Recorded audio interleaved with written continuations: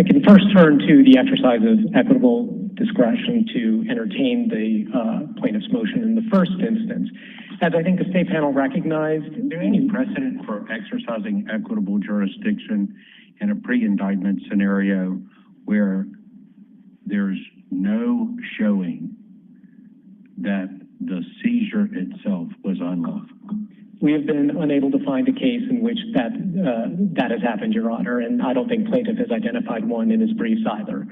And in a way that makes sense because Rule 41, as you know, is a rule of federal criminal procedure, and so the natural place to raise that would be in some kind of criminal proceeding. And so this court, with the Fifth Circuit binding precedent, but other courts as well, including the Eighth Circuit, the Ninth, and others that we cited in the brief, have made clear that when someone is seeking the return of property pre-indictment, pre-initiation of any kind of criminal process, the appropriate way to view it is through this anomalous jurisdiction. And I think the adjective anomalous is important. It's supposed to be extraordinary. It's supposed to be rare. And for that reason, they have limited the availability and the exercise of discretion to cases where there is, I think the cases call it a callous disregard for rights. And I think this court in binding precedent has recognized that. It seems to me the callous disregard for constitutional rights is a little more of a showing than just that it was an unlawful seizure. I mean, it could be debatable whether the seizure itself was unlawful. A callous disregard for constitutional rights is even a higher burden, I would think. But my question was, has there ever been an exercise of this kind of jurisdiction where there's no showing that the seizure itself was unlawful? Not to my knowledge. We've been unable to find a case. Plaintiff has not cited a case, and I think that's a pretty good indication that perhaps no such case exists.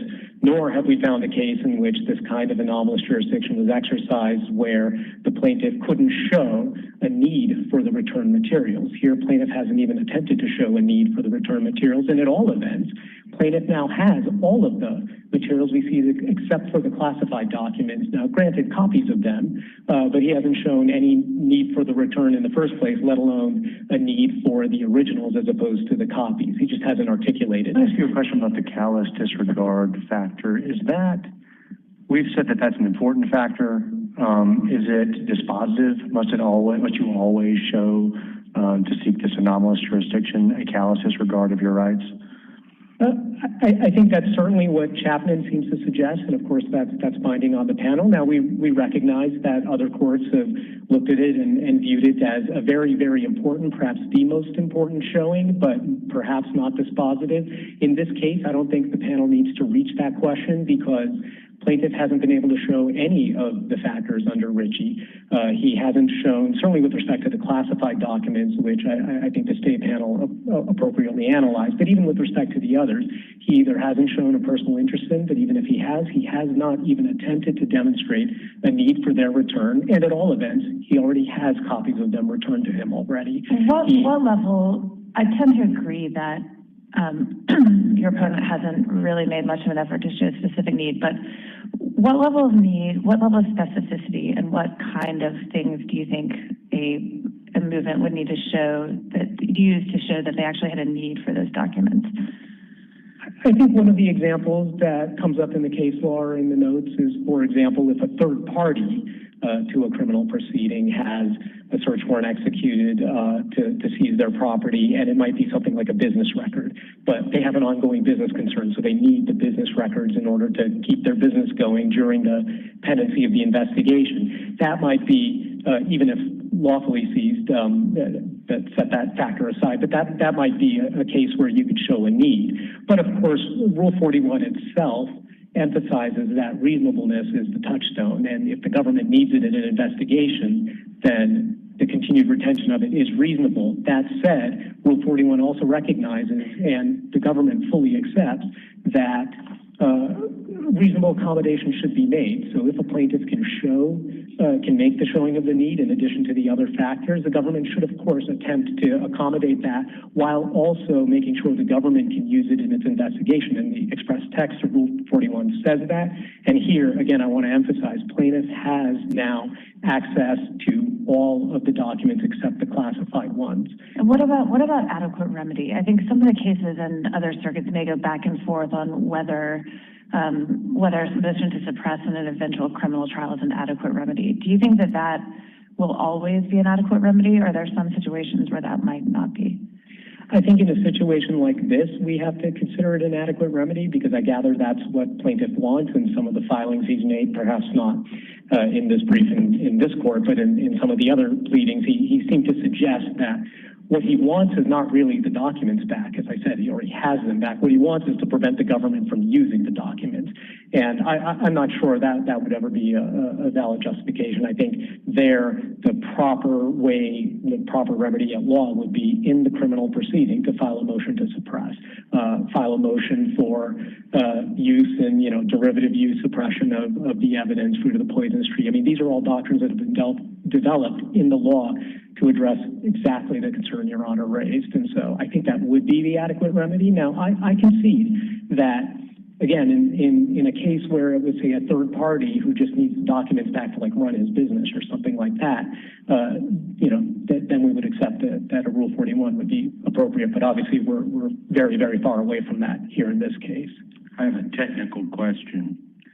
So your brief, and your reply brief especially, argued that that the proper decretal language would be that we should reverse and remand with instructions to dismiss. It seemed to me that because this is an appeal from an injunction for purposes of appellate jurisdiction, what we would do, if you're right, is we would vacate the injunction, vacate this order on the ground that there is a lack of equitable jurisdiction. But that would be it. What we would have jurisdiction over is not the entire case. We have jurisdiction if we have jurisdiction, right? If we haven't, it's over that order granting an injunction. Isn't that right? Technically, instead of reverse and remand with instructions, it's really just vacate. So I respectfully disagree, Judge Pryor. So obviously you do have jurisdiction, that's common ground, over the order, the September 5th order granting the injunction. Not the entire case, right? Well, so here's where I would point to Munaf against Guerin, a Supreme Court case that we cite in our brief, in which the court expressly says that on an interlocutory appeal from an injunction, the appellate court does have jurisdiction necessarily to address the merits, and if the merits are lacking, and the merits in this case includes the jurisdictional merits, right. The appellate court has the power to evaluate the motion to dismiss, even though that ordinarily wouldn't be appealable, and not only reverse the order under review, but remand with instructions to dismiss the case. And it's really not reverse, though, it's vacate, isn't it? I suppose that's correct, although I think ordinarily vacate is exactly right. You would vacate that order so that the injunction is no longer binding. I think oftentimes you can reverse the order to make clear that you're not vacating for the purposes of new factual findings or a reevaluation of some factor. You're reversing on the ground that because there's no jurisdiction, there's actually no possibility of there ever being a valid entry of an injunction. So I will look at that case, and it would seem to me that if you're right, then what we're really talking about is a middle position. That is, I was right about vacate, but you're right about the authority to remand with instructions to dismiss. I mean, and ordinarily, if a district court lacks jurisdiction, that's what we do. We vacate and remand with instructions to dismiss, right? Fair enough, and I'm not going to fight you too hard on it. If what the language says is vacate and remand with instructions to dismiss the case, I think we would be perfectly happy with that. And so what you're saying is we, in your view, if we decide that there was not equitable jurisdiction over this claim in the first place, we wouldn't need to go through any of the bases of jurisdiction for the injunction of special master or anything like that.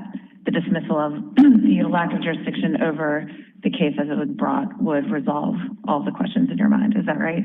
I think that's right, because plaintiff filed this extraordinary motion to kick off these proceedings. It's not even a complaint. It's just a motion for judicial oversight of an executive branch investigation. And if you find, as we're urging you to, that under binding circuit precedent, it was an abuse of discretion to exercise equitable jurisdiction over that motion, then that would resolve the entire case.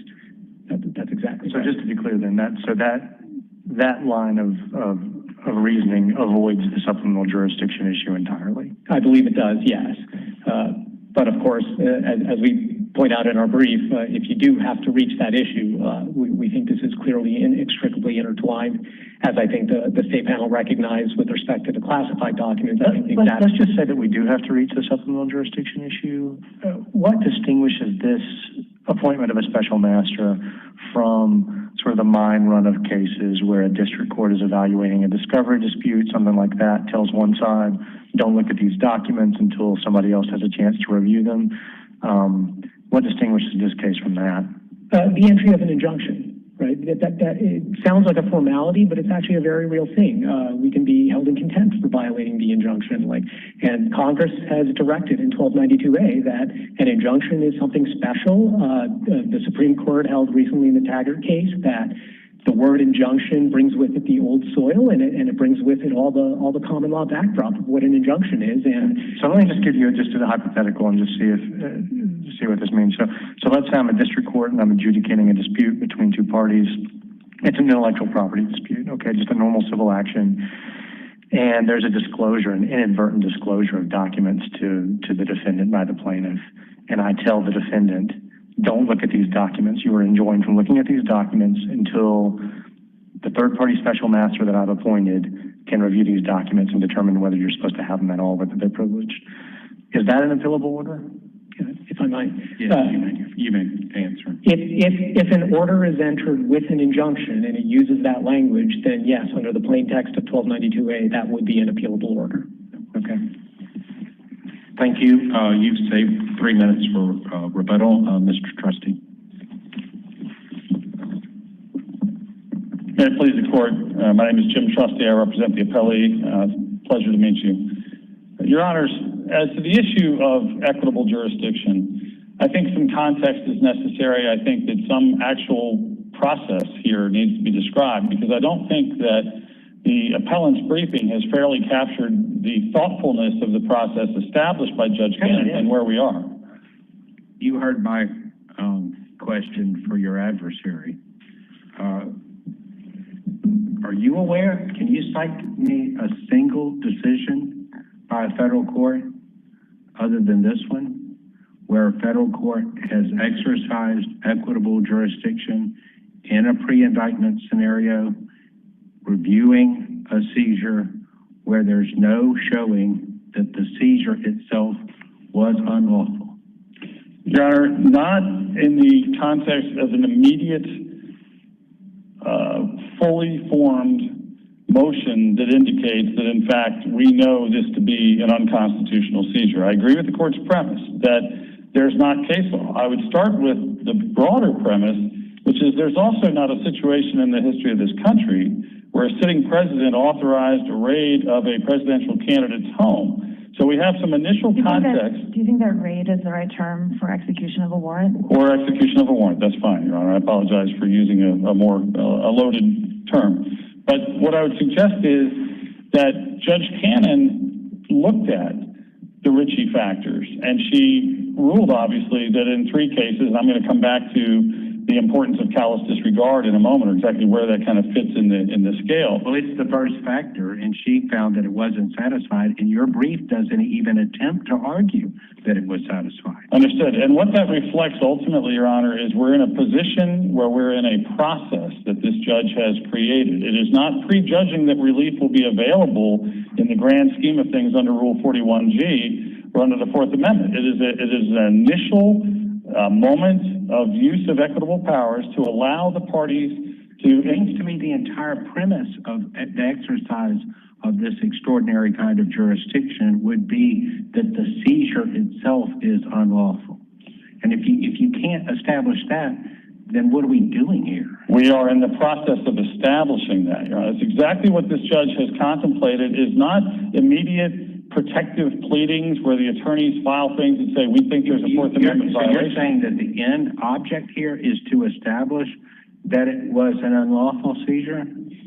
From our perspective, and we have good reason to think that there's now evidence of unlawful seizure, by way of this being a general warrant, by way of this being something that violates the Presidential Record Act, possibly having... But you didn't establish that it was a general warrant. But, Your Honor, the point is, how could we establish these things without even having access to the documents at first? officers. We're talking about a moment in time where Judge Cannon acted with limited discretion, with a limited use of obviously a limited power, to establish a process where we could fully explore it instead of filing unbased motions claiming constitutional violations. I've not understood that to be the purpose, even the purpose that you all have articulated. You've asked for a special master to review the documents for privilege. That doesn't sound like an attempt to demonstrate that the seizure was unlawful.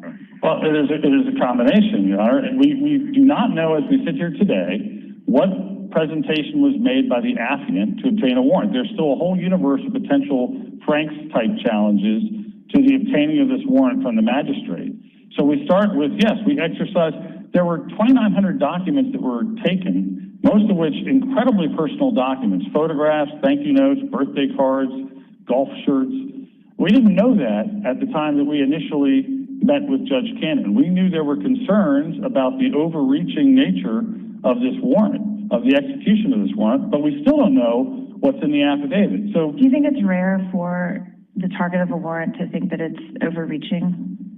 I don't think that the target's position was particularly at issue here. It's the attorneys assessing the conduct of the FBI and taking part in this unprecedented search warrant execution. And the search warrant execution, which we were not allowed to be privy to, where they said, please turn off any video that would be showing it, was something that has been accompanied with public statements of transparency. The Attorney General having an unprecedented press conference to say, I want to release the warrant and I want to release the inventory, but nothing else.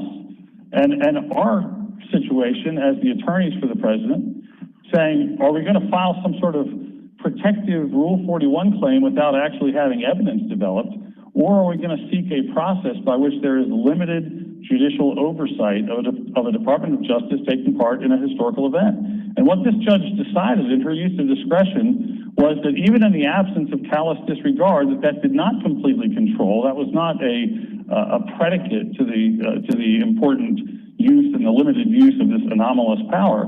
But it was a factor. Under our precedent, was she allowed to make that decision absent a showing of callous disregard? I believe so, Your Honor. If you look at Hunsucker, you look at Ritchie, which firmly contemplates pre-indictment litigation to deal with either the return of property or suppression. That language is in Ritchie. If you look at Hunsucker, which basically, even in a civil context, basically says this is an available type of equitable authority, and it goes through the four factors established in Ritchie. There's also 11th Circuit case law, I believe the case is the 68,700 case, that basically says that in the context of equity, although we look at these four factors, even they are not exclusive. And in fact, what do you make of Chapman? I think Chapman, I will say, Chapman uses the word foremost, all right? So it certainly gives some elevation to callous disregard, but it cites Hunsucker in saying that. And it even cites page 34 of the Hunsucker opinion. It says this is where we get this notion from of the elevated stature of callous disregard. You go to page 34, it's not there. So I'm not sure what was going on, how they kind of paraphrased foremost into citing something in Hunsucker that's not there. Use is indispensable.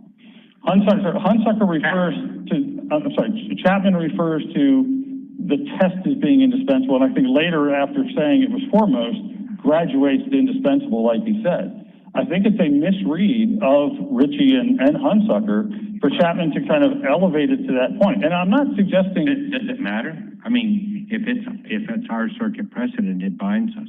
No, I understand what the court is saying. If the court has, but again, we're talking about an extreme situation with the exercise of limited equitable jurisdiction by Judge Cannon. I think the fact that Chapman overstates the law, for whatever reason, either in error or trying to make a move towards a more restrictive regime when it comes to equitable jurisdiction, I don't know. But it's clearly misstating the law when it describes Hunsucker as standing for that proposition that it is a one and all. And there are still case law. There's no case that has ever said you can't consider other broader equitable concerns. And in fact, that's what this judge did on page 11 of her order. She rattles off 7 or 8 very genuine concerns about faith in the criminal justice system. And that's really... If you set aside, which I understand that you won't want to do. But if you do, for the purposes of this question, set aside the fact that the target of the search warrant was a former president,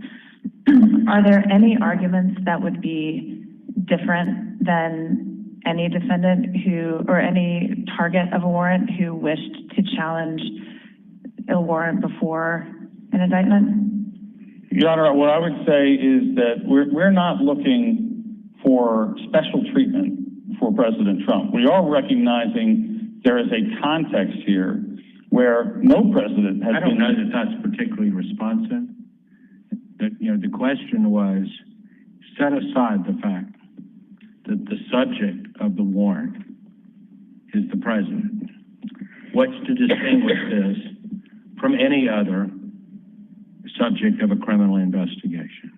Other subjects of criminal investigations have the exact same Fourth Amendment rights as executed through Rule 41. Your answer is there is no difference. Correct. But what I would indicate is Rule 41 is the enforcement mechanism for any civilian, any citizen's Fourth Amendment complaints or violations. Now, maybe the difference in this case is that we didn't come to the table and immediately announce that we have, the following grounds for suppression. There's no real secret we've had concerns about whether it's a general warrant. There's no real secret that we have concerns about the Presidential Records Act, and that there's executive privilege documents and attorney-client privilege. Secret to this record. I mean, I don't see where that argument or case has been made. So for our purposes, it sounds like a secret. Your Honor, what I would indicate, and again, I think that the briefing distorts the process a little bit.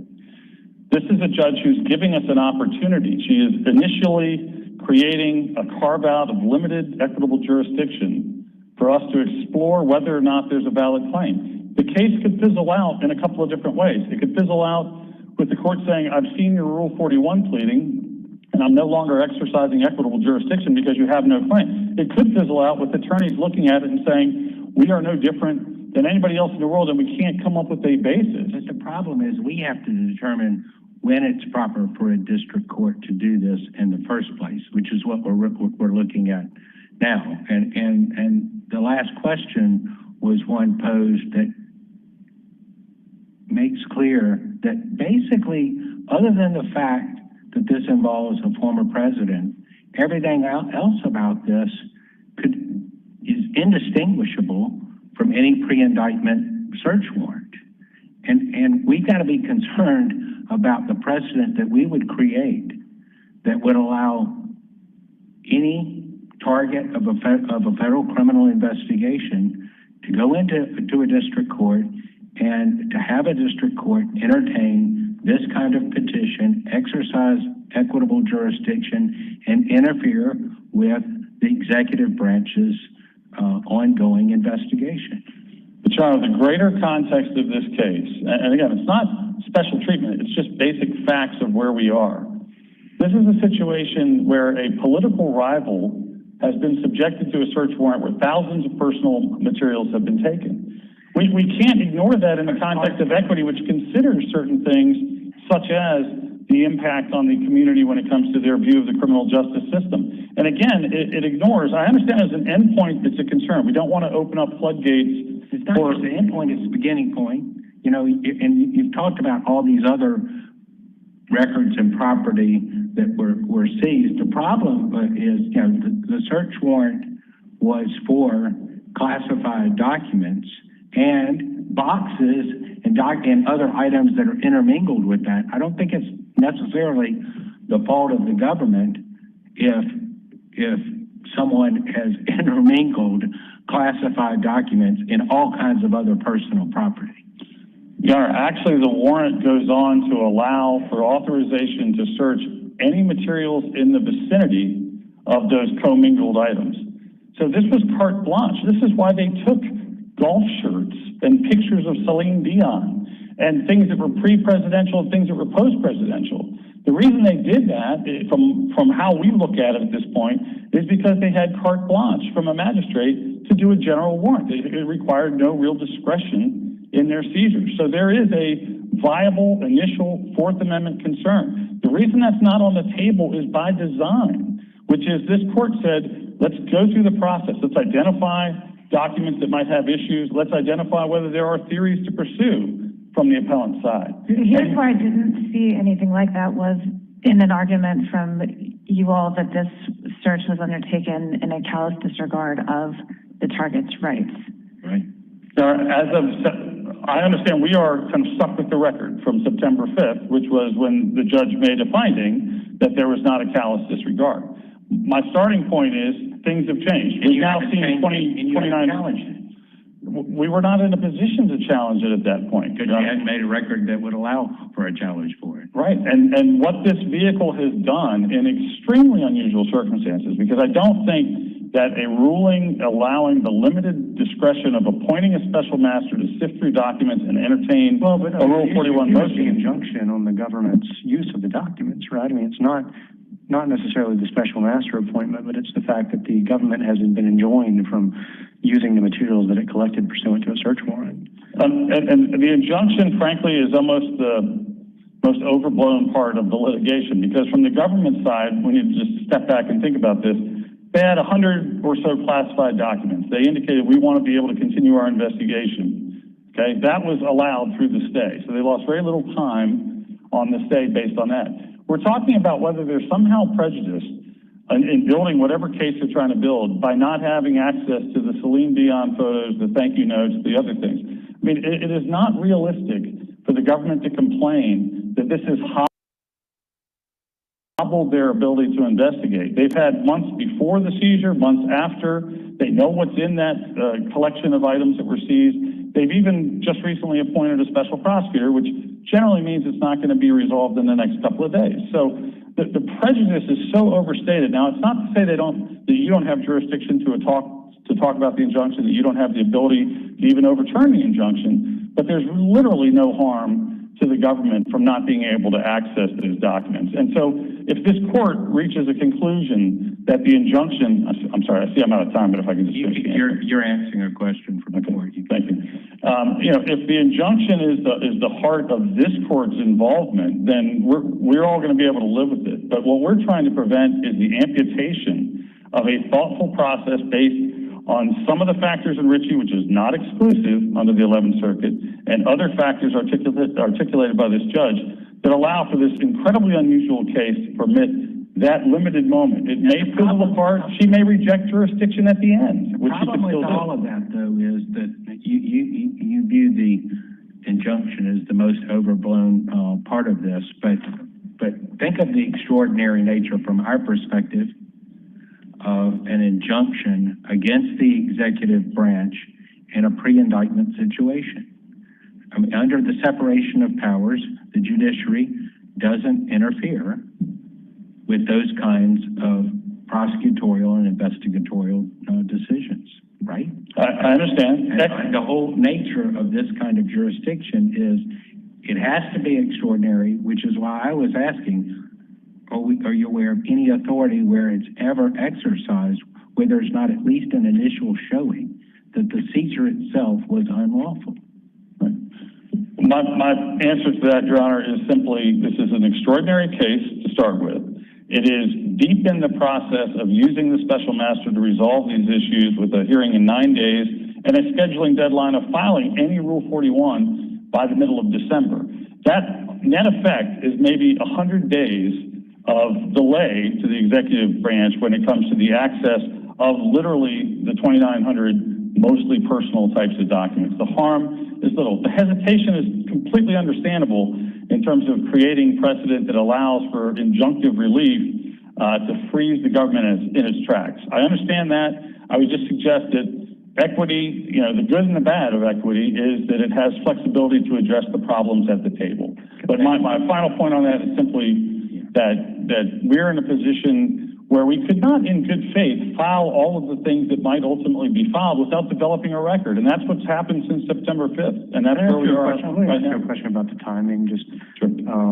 So you've laid out a little bit about the timing leading up to this moment. What is going to happen going forward with the special master's review? And I guess to put a point on this, when would this appeal of the injunction be mooted? When could it be mooted by something that would happen in the underlying special master review or litigation in front of the judge? So the special master has summoned us to Brooklyn again on December 1st, and that it's called a status conference, but that basically means a resolution of the remaining documents. We had about 2,900 documents. We're down to, I think, 930 where we disagree, but big swaths of that will be decided with a legal ruling rather than kind of a one-by-one look at the document. So I think that when you disagree, where you disagree about what? Whether or not executive privilege applies, whether or not attorney-client applies on one document, whether something can be deemed personal or presidential. And I understand some of that doesn't affect trial usage, but some of it will affect access by the trial team. The Judge Cannon set a tight deadline for Judge Deary to make reports and recommendations by December 16th. So my understanding is right around late December is when you'd have resolution of all these documents. I hope that answers Judge Bradshaw question. Sorry, if there's no other questions, I'll step down. Okay. Thank you. Rebuttal?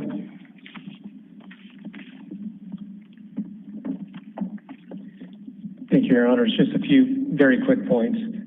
First, as to the timeline and delay, I just want to make clear that, yes, Judge Deary should be issuing his final recommendation in the middle of next month, but of course then parties will lodge objections before the district court. Presumably there'll be more briefing on that, perhaps an argument, then a decision, and then, of course, I assume the aggrieved party would have a strong incentive to appeal to this court, and then we'll be right back here, but that could take many, many months, and I can't do better than Justice Frankfurter in Cobbledick, in which he said, delay is fatal to the vindication of the criminal law, and I think that applies in spades over here. As far as the irreparable injury from the injunction, remember, we're on an appeal from a PI granted in plaintiff's favor, and so it was plaintiff's burden to show irreparable injury, and he is still yet to show exactly what injury he suffers from the lack of return of the documents. And as I keep emphasizing, he's had the documents, or at least copies of all of them, returned to him, except for the classified ones, of course. What do you say about the argument that your friend on the other side of the case just made about this being a general warrant? I couldn't disagree more. I know plaintiff emphasizes that he just wants judicial oversight of this, but remember, we've had judicial oversight, and we've had exactly the judicial oversight that the Fourth Amendment and the Supreme Court have called for, which is we have a neutral magistrate judge in Article 3 who reviewed the affidavit and then issued a search warrant based on that. The search warrant described the places to be searched with particularity, the office and the storage room. It described the items to be seized with particularity, and those are exactly the items that we seized. The detailed property inventory is in the record, document 116-1. It shows, 33 boxes or items that were taken, 7 from the office, 26 from the storage room, and that's exactly what we seized. And I just seemed to me, I haven't had as much familiarity with the case as my colleagues here, but it seemed to me that was also a new argument. Yes, I think that's exactly right, and that was the second point I was going to mention, is this really has been shifting sands of the argument. I think before Judge Cannon, when the motion was filed, the initial claim was, well, attorney-client privilege, and all the cases, and that's what Judge Cannon described, attorney-client privilege, and then executive privilege was introduced, even though I'm not sure why that would preclude our use of the executive branch's own use of the documents in an investigation. And then before the Supreme Court, plaintiff then described the core of the dispute is what he told the Supreme Court was whether the classified documents had been declassified. Then in this court, in his brief on appeal, for the first time we see this big dispute over the PRA, whether it's presidential or personal, which hadn't been raised before. And now today at argument, I hear about a Franks hearing, which is the first time I've heard it in these appellate papers anyway. So I think in general, this just sort of emphasizes how anomalous and extraordinary what the district court did here was. And I heard Mr. Trustee agree that there was no difference between this and other defendants. And I think that just emphasizes how the anomalous could become commonplace, and we think the court should reverse. Thank you. We are adjourned, as well argued by both sides. Very helpful. Thank you.